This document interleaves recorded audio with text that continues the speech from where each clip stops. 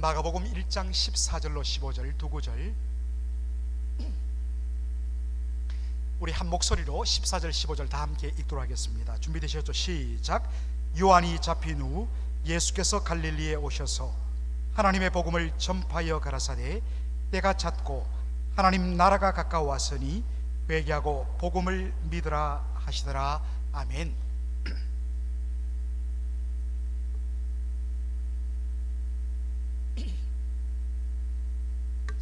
예수님께서 요단강에서 세례를 받고 물속에서 일어나셨을 때 나타났던 장면들을 우리가 계속해서 지금 반복적으로 살피고 있습니다. 자, 다시 한 번 더 우리 복습 차원에서 마가복음 1장 14절 말씀 우리 함께 읽죠. 시작.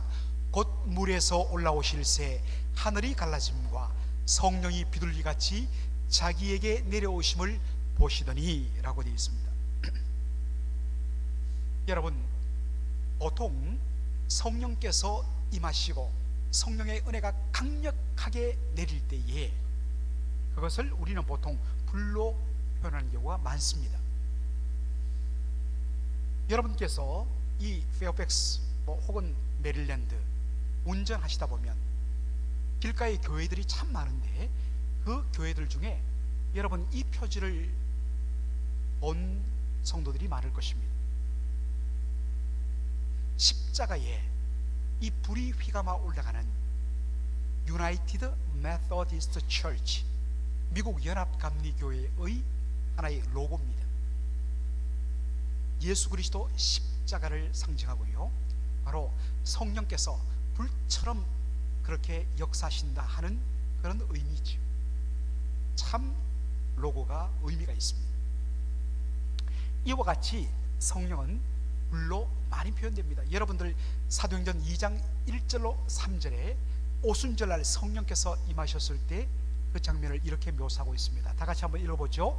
오순절날이 이미 이르매 저희가 다 같이 한 곳에 모였더니 호련히 하늘로부터 급하고 강한 바람 같은 소리가 있어 저희 앉은 온 집에 가득하며 불의 혀가 같이 갈라지는 것이 저에게 보여 각 사람 위에 임하여 있더니, 오순절날 약속대로 성령께서 임하시는데 두 가지 모습으로 나타나죠. 급하고 강한 바람 같은 소리, 또 하나는 불의 혀같이. 불의 혀란 것이 뭐겠습니까? 불이 이렇게 확 이렇게 불타오를 때 불이 갈라지는 것, 그 불길을 불의 혀라고 표현하죠. 이처럼 성령께서 보통 임하실 때에 또 성령의 어떤 은혜들을 체험한 분들이 정말 몸이 불타오른다, 뜨겁다, 그렇게 우리가 표현을 많이 하지 않습니까? 자, 그렇다면 왜 예수님께 성령이 임했을 때는 비둘기같이 임했다 이렇게 묘사했을까? 여러분들, 요즘 한국에서는 이 비둘기 때문에 골치가 아프다고 그래요. 얼마나 번식이 빠른지. 이 비둘기가 수천 마리, 뭐 공원이면 공원, 또 다리면 다리, 하여튼 온 때가 다니면서 배설물을 쏟아내는데, 그래서 온 도시가 얼룩덜룩 해갖고 이 치우기가 문제일 뿐만 아니라 이 비둘기가 배설물을 통해서 그렇게 또 병균들도 옮기는 그러한 수단이 되기 때문에 아주 이 처치의 골머리를 앓는다고 이야기하고 있습니다. 그러나 성경에서 비둘기는 굉장히 두 가지 중요한 상징으로 나타납니다. 첫 번째는 순결의 상징이고 두 번째는 은혜의 상징으로 쓰입니다. 여러분, 예수님께서 12제자를 사도로 부르신 후에 그 제자들을 향하여 당부하신 말씀이 마태복음 10장 16절에 나옵니다. 보라, 내가 너희를 보냄이 양을 이리 가운데 보냄과 같도다. 그러므로 너희는 뱀같이 지혜롭고 뭐같이 순결하라고요? 비둘기같이 순결하라. 이 비둘기는 순결의 상징입니다. 바로 여기서 우리는 왜 예수님께 세례받으시는 예수님께 성령이 임하시되 비둘기같이 임했는가를 우리가 짐작할 수 있습니다. 여러분, 세례가 뭐라고 그랬습니까? 세례는 자기가 죄인됨을 인정하고 하나님 앞에 죄 용서함을 받기를 갈망하는 마음에서 받는 것이 세례라고 이야기를 했습니다. 바로 이러한 의미를 담고 있는 세례를 예수님이 받으셨습니다. 그렇기 때문에 사람들이 세례받고 물에서 일어나시는 예수님을 뭐라 생각했겠습니까? 저 사람도 우리와 똑같은 죄인이다. 충분히 오해할 수 있습니다. 그러나 예수님은 죄 없으신 하나님의 아들이심에도 불구하고 우리 죄인과 자신을 동일시 아이덴티피케이션 하기 위하여서 예수님께서 바로 스스로 세례를 받으신 것입니다. 그래서 성령이 바로 비둘기같이 예수님 위에 임했다는 것은 예수님께서 죄 없으신 순결하신 하나님의 아들이심을 그렇게 확증해 주는 수단이 되는 것입니다. 또 하나 비둘기가 나오는 성경의 장면이 있죠. 여러분, 비둘기가 어디에 놓을까요? 창세기 좁혀서 바로 창세기 6장부터 8장에 나오는 노아의 홍수 사건 그 마지막 부분에 비둘기가 나옵니다. 이 땅에 죄가 너무 가득하여 하나님께서 이 죄를 다 심판하기 위하여 홍수 심판으로 세상을 진멸하십니다. 그 가운데 바로 노아와 그의 가족들과 하나님 각종 종류의 짐승들을 방주라고 이 사각으로 만든 배 속에 다 집어넣고 문을 닫아버리고 바로 비를 내리십니다. 수십일간 비가 쏟아지며 온 세상을 홍수가 덮습니다. 모든 창문이 다 닫혔기 때문에 지금 바깥이 어떠한 상황으로 돌아가는지를 노아는 도무지 알 수가 없었습니다. 그래서 세상이 어떻게 돌아가는지를 알기 위하여 비가 멈춘 다음에 방주의 문을 열고 노아가 날려보낸 바로 새가 비둘기였습니다. 그랬더니 비둘기가 잠시 후에 날아 다시 오는데 그 부리의 입에 뭘 물고 나타났지요? 새로 돋아난 감람, 올리브 가지를 물고 왔습니다. 새롭게 이파리가 돋아난 새로운 이삭 줄기. 이것을 보고 하나님께서 이제 드디어 진노를 멈추셨고 그리고 물이 감하여졌음을 그가 직감할 수 있었습니다. 이처럼 비둘기는 하나님의 은혜를 바로 전달하는 메신저 역할을 하는 것입니다. 여러분들, 고대 시대에 전쟁터에서 일어난 모든 일들을 궁궐에 보고하는 수단이 있었죠. 바로 전서구입니다. 전할 전자, 편지 서자, 비둘기 구자. 훈련받은 비둘기 그 발목에다가 메시지를 묶고 갖고 날려보내면 정확하게 바로 왕궁으로 가서 지금 전장에 일어난 상황들을 그렇게 보고합니다. 성령이 비둘기같이 예수님 위에 임했다는 것은 무슨 뜻일까요? 이 예수님은 하나님의 평화를, 하나님의 은혜를 이 땅에 바로 전하러 오시는 분이심을 확정하기 위해서 바로 성령이 그와 같이 임한 것입니다. 성령이 예수님 위에 임했다는 것은 바로 이 예수가 하나님이 보내신 바로 그 기름 부음 받은 자, The Anointed, 바로 메시아 그리스도이심을 확정하는 사건이었습니다. 자, 그렇다면 하나님이 성령을 통하여 기름 부으신 자 메시아가 하시는 일은 뭘까? 그것을 미리 예언해 주는 말씀이 이사야 61장 1절에 나옵니다. 다 같이 읽지요.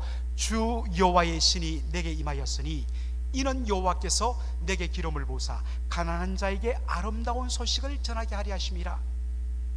왜 여호와의 신 성령께서 메시아 위에 임했느냐? 그것은 아름다운 소식을 전하게 하기 위함이라. To preach good news. 아름다운 소식이라고 번역되어 있는데 사실은 good news, 기쁜 소식, 좋은 소식이 정확한 번역입니다. 바로 이 말씀을 예수님이 그대로 성취하십니다. 그것이 마가복음 1장 14절에 나옵니다. 한번 읽어보죠. 요한이 잡힌 후 예수께서 갈릴리에 오셔서 하나님의 복음을 전파하여 라고 되어 있습니다. Proclaiming the good news of God. 여러분, 우리가 보통 복음하면 복복자의 소리 음자를 씁니다. 복된 소리. 그런데 사실은 이 말의 헬라어 원어는 유앙겔리온입니다.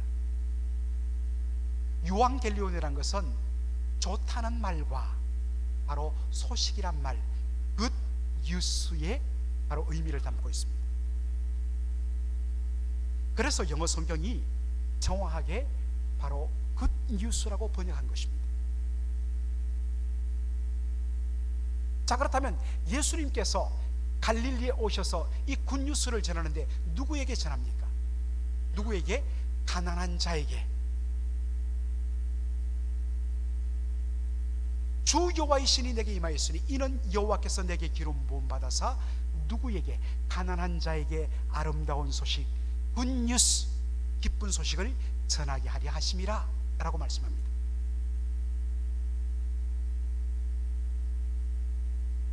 여러분, 가난한 자, 이 가난한 자를 문자 그대로 해석해서 그들의 주장을 확립한 신학을 우리가 보통 남미의 해방신학, 70년대, 80년대, 90년대 남미를 휩쓸었던 해방신학과 70년대, 80년대 한국을 풍미했던 바로 해방신학, 민중신학, 바로 여기에 기초합니다.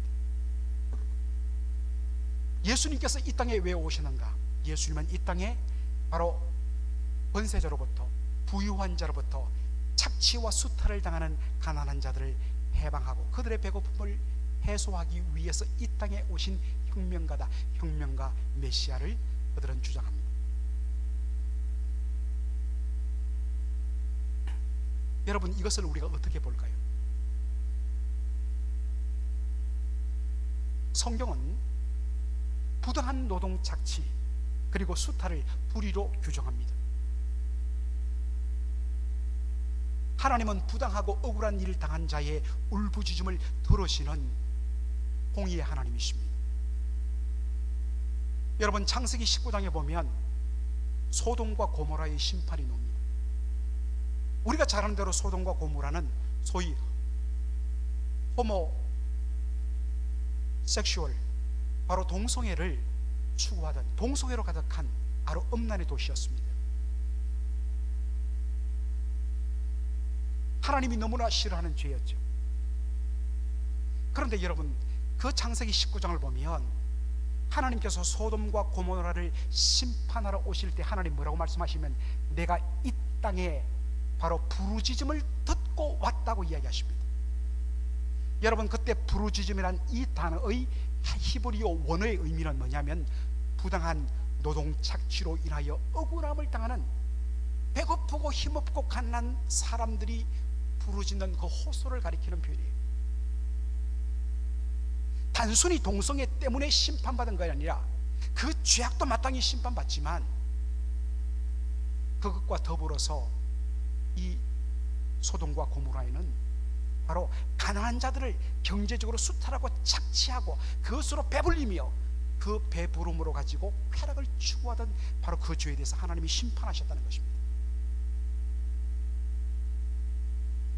한국교회에서, 특별히 보수교회에서 어떤 의미에서는 이 마르크스주의의 어떠한 것들을 가지고 성경을 해석한 이 민중신학과 해방신학에 대해서 굉장히 적대시를 했습니다. 성경을 그러한 마르크스주의에 의해서 해석한 것은 잘못되었습니다. 그러나 한국의 보수교회가 또한 잘못한 것이 뭐냐? 독재 정권에 의해서 억눌림 당한 자들을 외면했습니다. 그리고 어떤 의미에서는 부당하게 노동 착취를 당하는 노동자들의 그 울부짖음에 대하여서 외면했습니다. 어떤 기업가들은 교회의 직분자로서 노동자들의 어떤 면에서는 부당한 착취를 통해서 그것을 가지고 헌신하고 선교하고 교회를 짐으로 하나님 앞에 영광 돌린다고 그 사람들을 축복했습니다. 그것은 하나님 앞에 옳지 않아요. 그러나 성경이 말하는 가난한 자, 예수님께서 메시아로 이 땅에 오셔서 가난한 자에게 아름다운 소식을 전해준다 할 때 그것이 부당한 노동 착취를 바로 깨트리고 가난한 자들에게 진정 경제적인 해방을 주는 그 일이냐 했을 때 그것은 아니란 것입니다. 성경이 말하는 가난한 자는, 여기서 말하는 가난한 자는 경제적인 의미가 아니라 영적인 의미에서 가난한 자를 말씀하시는 겁니다. 성경이 말하는 가난한 자의 그 데피니션 정의를 명확하게 밝히신 분이 바로 우리 예수님이십니다. 저와 여러분이 오랫동안 수개월 동안 산상수훈 함께 공부를 했는데, 자 여러분, 산상수훈 천국 복음의 시작이 어떻게 시작됩니까? 마태복음 5장 3절 다 같이 읽지요. 심령이 가난한 자는 복이 있나니 천국이 저희 것임이요 라고 이야기했습니다.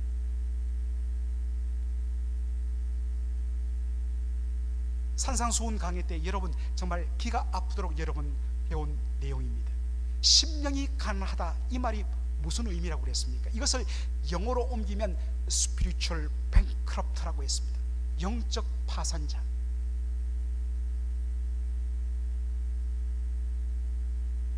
영적으로 완전히 파산해버린,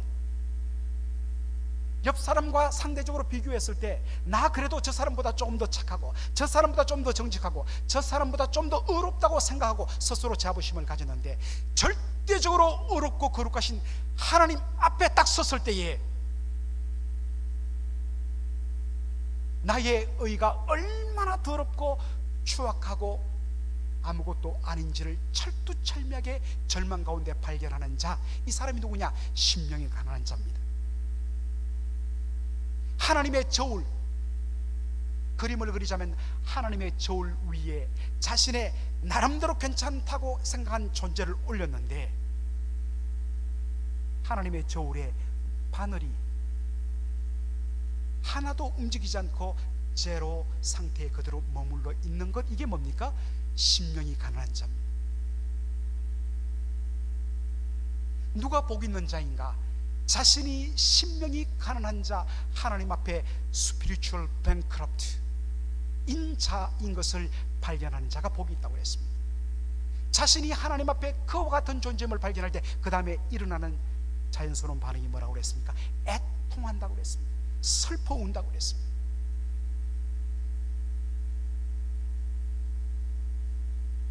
그리고 그 다음에 온유하다고 그랬습니다. 이 온유의 정확한 의미는 자신의 부족을 알기 때문에 온전히 자기를 낮추고 겸손하는 것입니다. 그렇기 때문에 옆 사람이 조금 부족하고 잘못할 때마다 나는 옛날에 저 사람보다 더한 죄인이었고 더 못난 자였다, 그렇게 온유하게 사람들을 용납할 수 있는 것이죠. 그리고서 그 다음에 어떠한 반응을 보인다고 했죠? 의에 줄이고 목마르다 했습니다. 하나님께서 주시는 의가 아니고서는 하나님 앞에 나갈 수 없습니다, 설 수 없습니다 하면서 갈급해하는 것입니다. 여러분, 우리 인생의 영적인 가난과 의에 줄이고 목마름은 그 어떠한 세상으로서도 채울 수가 없습니다. 왜 그렇습니까? 우리 인생은 하나님의 형상으로 지음받은 존귀한 존재이기 때문입니다. 그러기에 하나님 그분이 아니고서는 이 땅에 그 어떤 것으로도 우리를 채울 수가 없습니다. 세상의 돈으로도, 세상의 화려함으로도, 세상의 명예로도, 권력으로도, 그때는 잠시 잠깐은 모든 것을 다 가진 것처럼 생각했는데, 돌아보면 내 마음속에 너무나 큰 허무함으로 찾아오는 텅 빈 자신을 발견합니다. 왜 그렇습니까? 우리 인생은 하나님의 형상으로 지음받은 존재이기에 하나님 그분이 아니고서는 결코 체험받을 수 없고, 하나님 그분이 아니고서는 결코 안식을 누릴 수 없기 때문입니다.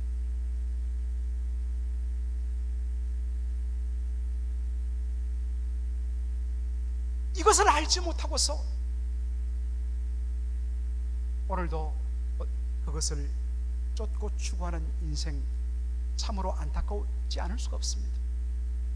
여러분, 그 유명한 성 어거스틴, 정말 인생의 쾌락과 세상적인 진리를 찾아서 온 세상을 헤매다가 마침내 주님께로 돌아온 자신의 과거를 돌이켜 그가 기록한 책이 바로 1700년 전에, 거의 1650년 전에 기록한 책이 아직도 번역되어서 우리들에게 읽히고 있죠. Confession, 고백록. 이 가을에 여러분께 일독을 꼭 권합니다. 거기에 그가 이렇게 고백을 하죠. 우리의 영혼이 당신 안에 거할 때까지는 참 안식이 없나이다.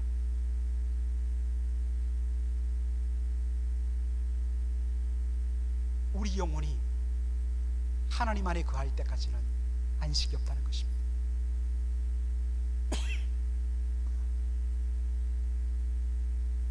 우리의 어떠한 것으로도 우리의 이 줄이고 목마름을, 우리의 이 완전히 깨어져 버린 스피리추얼 뱅크럽시 된 우리의 상태를 채울 수가 없어요. 이것을 아시는 하나님께서 당신과 동일한, 당신과 똑같은 당신의 아들 독생자를 우리 위에 보내주신 것입니다. 그래서 요한복음 3장 16절은 바로 복음인 것이죠. 우리 한번 읽겠습니다. 하나님이 세상을 이처럼 사랑하사 독생자를 주셨으니 이는 저를 믿는 자마다 멸망치 않고 영생을 얻게 하려 하십니다. 이 예수를 여러분 받으셔야 됩니다.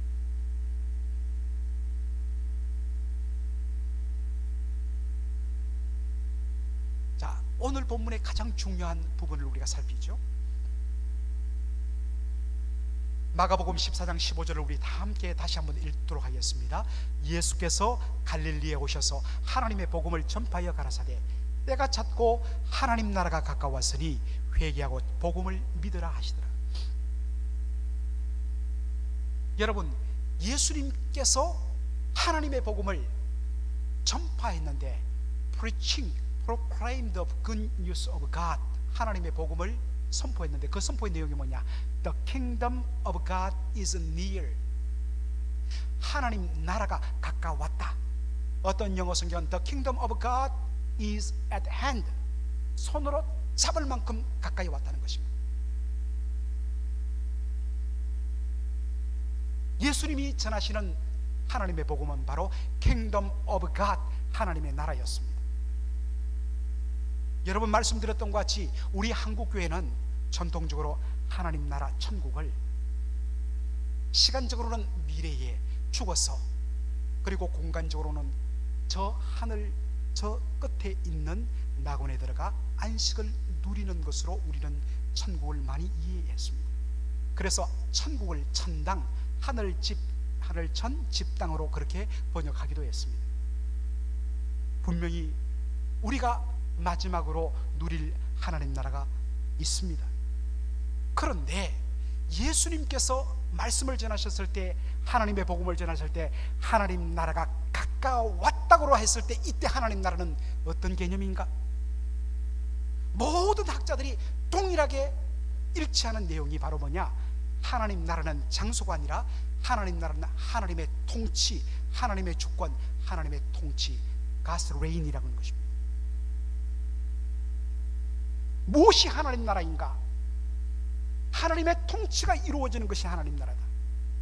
하나님이 우리의 왕이심을 인정하고 그분의 뜻에 온전히 순복함으로 그분의 통치가 이루어지는 곳은 그 어디나 하나님 나라란 것입니다. 그래서 조금 있다가 우리가 부를 건데 495장 3절이 그것을 잘 고백하죠. 높은 산이 거친 들이 초막이나 궁궐이나 내 주 예수 모신 곳이 그 어디나 다 뭐라고요? 하늘 나라란 것입니다.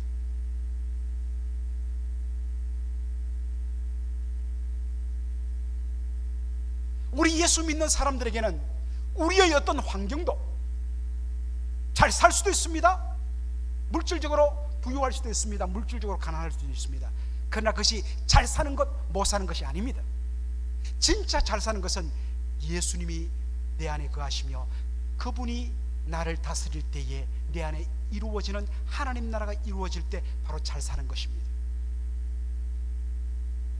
아무리 권력이 많고 건강하고 부유할지라도 내 안에 예수님이 주인이 되시고 그분이 나를 다스리지 않으면 거기는 참된 안식이 없고 기쁨이 없고 그것은 바로 못 사는 것이 되는 것입니다. 여러분은 지금 이 하나님 나라를 누리고 있습니까? 여기서 이 하나님 나라를 누리지 못한 채 나중에 죽어서 하늘 저편에 올라가는 그 안식을 여러분 기다리고 있다면 여러분 하나님 나라를 너무나도 오해한 것입니다. 마가복음 1장 15절에 보면 하나님 나라가 가까웠다라고 되어 있습니다. 가까웠다는 이 말을 영어로 표현하자면 바로 다가와 있다라고 번역할 수가 있습니다. 그런데 이것을 헬라어 원어로 보면 이게 현재형으로 되지 않고 완료형으로 되어 있습니다. 하나님 나라가 이미 우리 안에 들어와 있다라는 것입니다.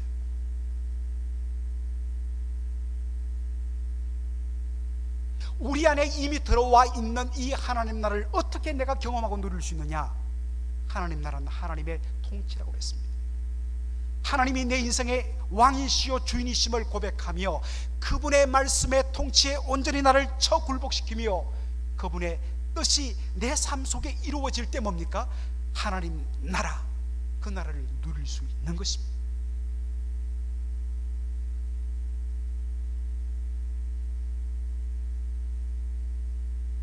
이미 우리 안에 들어와 있는 이 하나님 나라를 향하여 우리가 해야 할 반응이 뭐냐? 예수님 말씀하십니다. 회개하고 복음을 믿어라. Repent and believe the good news. 회개하라.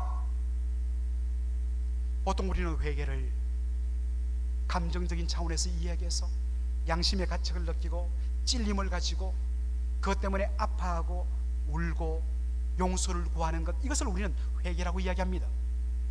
분명 회개지요. 그러나 그것은 회개의 한 요소에 불과합니다. 성경이 말하는 회개의 의미는 뭐냐?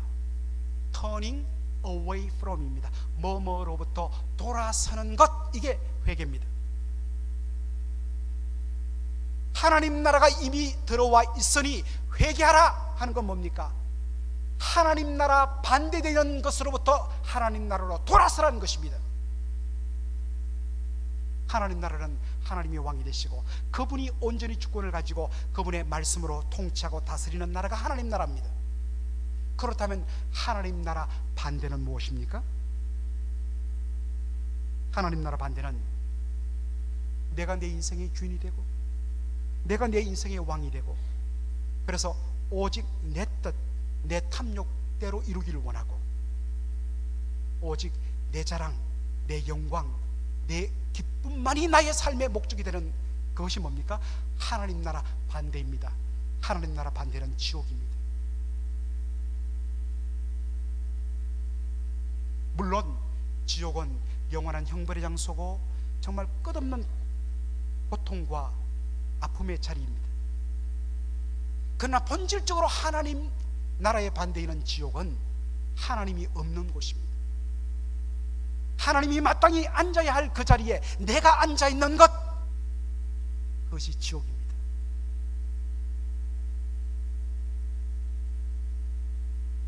내가 내 인생의 주인이 되고 내 뜻과 내 탐욕이 내 삶의 목적이 되고 내 자랑과 내 기쁨이 나의 삶의 모두가 되는 것, 이게 뭡니까? 성경이 말하는 죄입니다.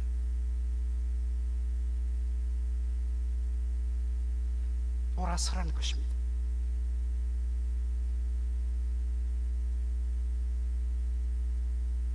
사랑하는 성도 여러분, 우리가 예수를 믿고 하나님의 은혜를 받았다고 하는데 사실은 우리 안에 하나님 나라가 없고 여전히 내가 내 인생의 주인이 되어서 내 뜻, 내 주장, 내 영광, 내 기쁨, 이것이 중심이 됐다면 거기에는 하나님 나라가 없습니다. 그렇다면 그것은 제대로 복음을 믿은 것이 아닙니다. 제대로 회개한 것이 아닙니다. 사랑하는 성도 여러분, 우리가 제대로 예수 믿어야 됩니다.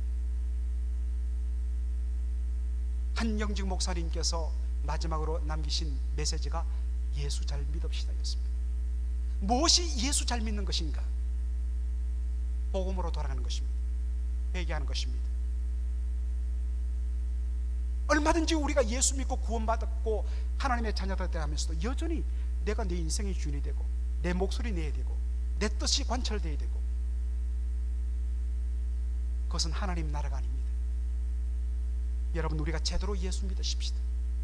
제대로 예수 믿고 제대로 돌아서서 하나님 그분만이 우리의 왕이시고 나는 그분의 백성이 되어 그분의 통치를 받고, 그래서 그 결과로 그의 뜻이 이루어졌을 때 하나님의 이름이 거룩히 여김을 받는, 그래서 하나님의 영광이 드러나는, 이것이 하나님 나라라고 했을 때 내 삶 속에서, 우리의 가정 속에서, 내 일터 속에서, 그리고 하나님 백성이 모인 교회 공동체 속에서 이 하나님 나라가 가득 넘쳐나 이 하나님 나라를 보여주는 것, 이게 바로 복음 전파입니다. 그런 복음을 전하고 그런 복음의 아름다운 삶을 누리는 저와 여러분 되기를 주의 이름으로 축원합니다. 아멘.